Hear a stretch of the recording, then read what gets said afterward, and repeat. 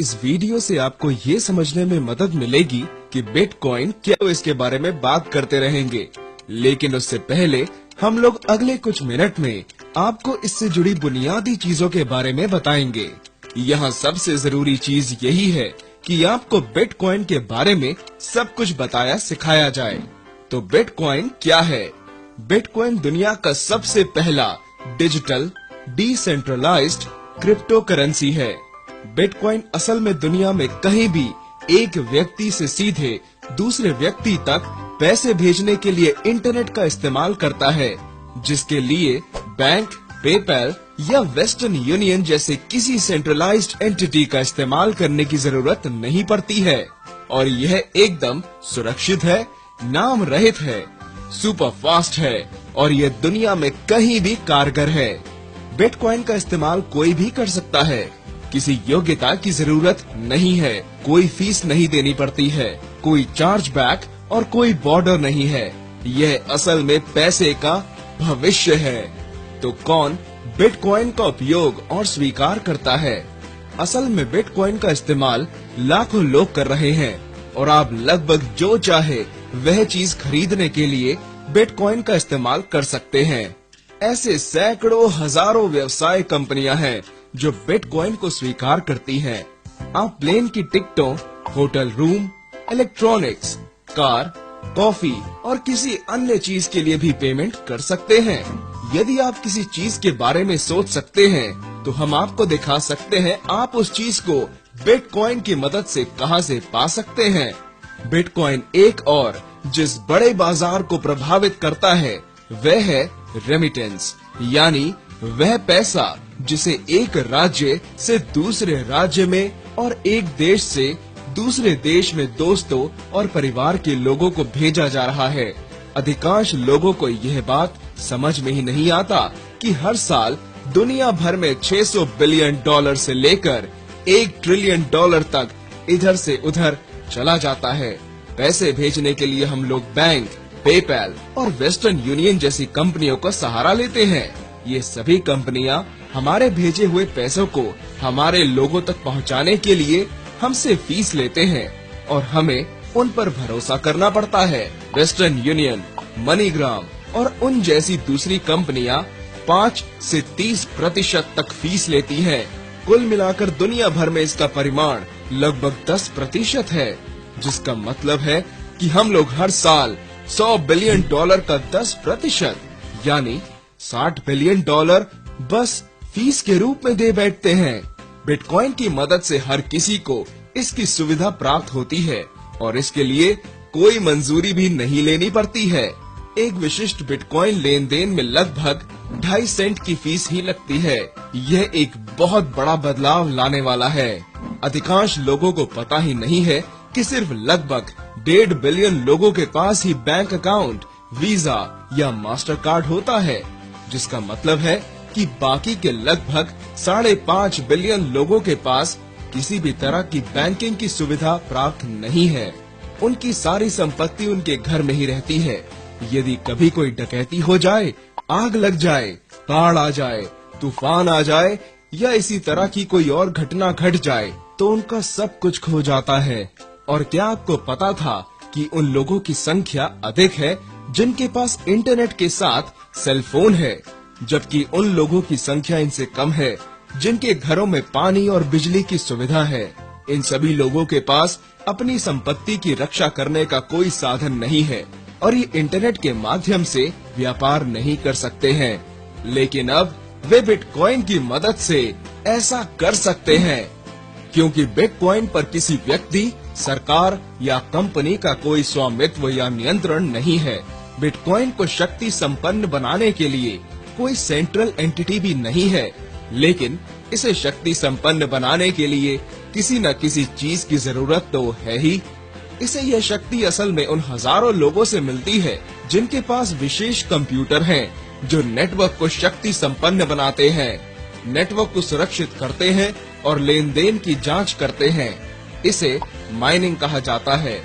सबसे बड़ा सवाल है, यदि कोई फीस ही देनी नहीं पड़ती है तो लोग क्यों कंप्यूटर और बिजली पर इतना पैसा खर्च करेंगे यदि कोई आमदनी ही नहीं होगी? यही वह जगह है जहां हम पैसे डाल सकते हैं। औसतन हर 10 मिनट में बिटकॉइन के एक नए ब्लॉक का निर्माण किया जाता है और उसे किसी ऐसे व्यक्ति को दे दिया जाता है जो माइनिंग कर रहा है। शुरू में हर 10 मिनट में 50 नए बिटकॉइन का निर्माण किया जाता था। 2,10,000 ब्लॉक के बाद, जिसे बनाने में लगभग 4 साल लग गए, यह घटकर 25 नया बिटकॉइन प्रति ब्लॉक हो गया है। एक और 2,10,000 ब्लॉक के बाद, जो कि 2016 की जुलाई के आखिर में होना चाहिए, यह घटकर 12.5 प्रति ब्लॉक हो जाएगा और यह अगले 125 साल तक यानी 2140 तक लगभग हर 4 साल में इसी तरह आधा होता रहेगा और तब तक 21 मिलियन बिटकॉइन हो जाएंगे और उसके बाद से किसी नए बिटकॉइन का निर्माण नहीं किया जाएगा। इसलिए बिटकॉइन हमेशा दुर्लभ होगा। बिटकॉइन की शुरुआत 3 जनवरी 2009 में सतोशी नाकामोटो द्वारा की गई थी। जब इसे शुरू किया गया था तब इसका कोई मोल नहीं था। यह असल में पैसों के बारे में था ही नहीं।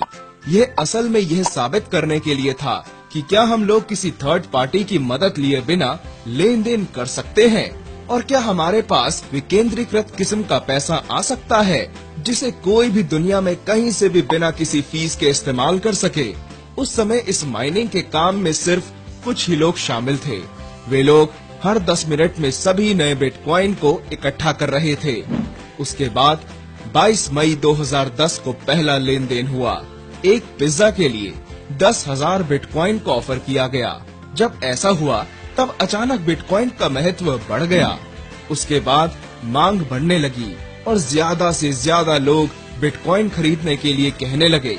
लेकिन जिन लोगों के पास यह बिटकॉइन था, वे लोग इसे इतने सस्ते में बेचना नहीं चाहते थे। याद रखें, बिटकॉइन सोने की तरह दुर्लभ है। उस समय लोग इसे खरीदने के लिए ज्यादा पैसे देने का ऑफर करने लगे। बिटकॉइन को एक आइडिया से एक बिटकॉइन के लिए 10 सेंट के मूल्य का बनने में 1.5 साल से ज्यादा समय लग गया। जिस समय यह वीडियो बनाया जा रहा है उस दौरान और 5 साल बीत गए और इसकी कीमत 10 सेंट से बढ़कर लगभग $240 हो गई, यानी कि 2400 गुना। 5 साल पहले यदि आपने $1 मूल्य का बिटकॉइन खरीदा होता तो उसकी कीमत अब $2400 हो गई होती।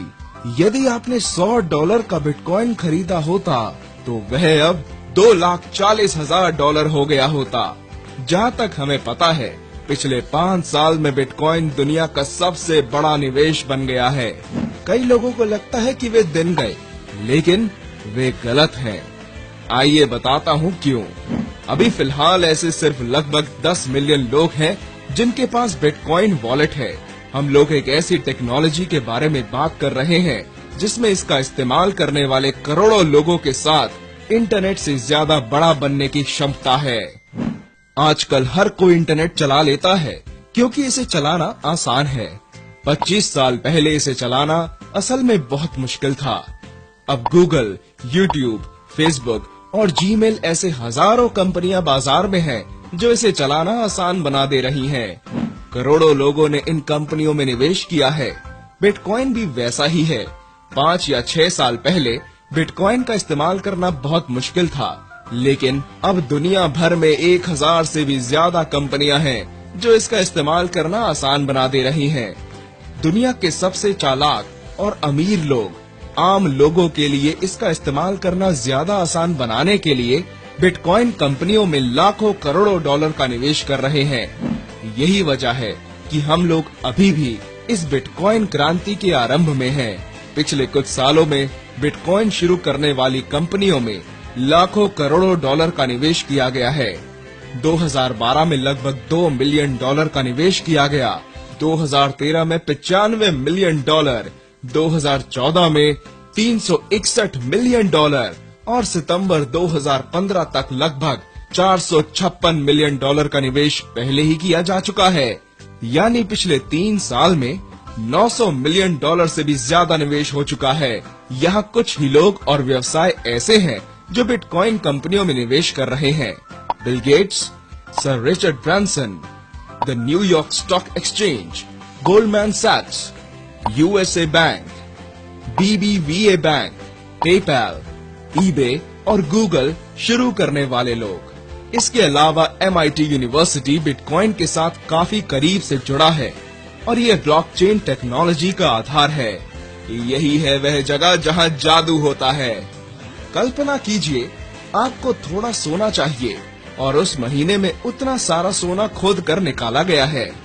अगले महीने सोने की मांग उतनी ही रहेगी, लेकिन पहले की तुलना में आधा सोना ही खोद कर निकाला जाएगा, जिससे कीमत काफी बढ़ जाएगी। यह दैनिक लेन देन की एक तस्वीर दी गई है। इससे पता चलता है कि मांग कितनी है और बिटकॉइन के साथ क्या हो रहा है। मांग बढ़ रही है, लेकिन फिर भी नई सप्लाई का परिमाण घटता जा रहा है, जिसका मतलब है कि समय के साथ कीमत बढ़ती जाएगी।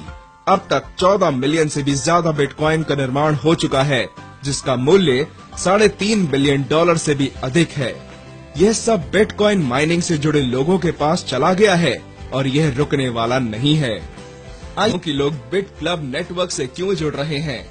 लाखों करोड़ों डॉलर का निवेश करने वाले उन चालाक अमीर लोगों में से अधिकांश लोगों का मानना है कि अगले 3 साल में एक बिटकॉइन की कीमत $10,000 से ज्यादा हो जाएगी।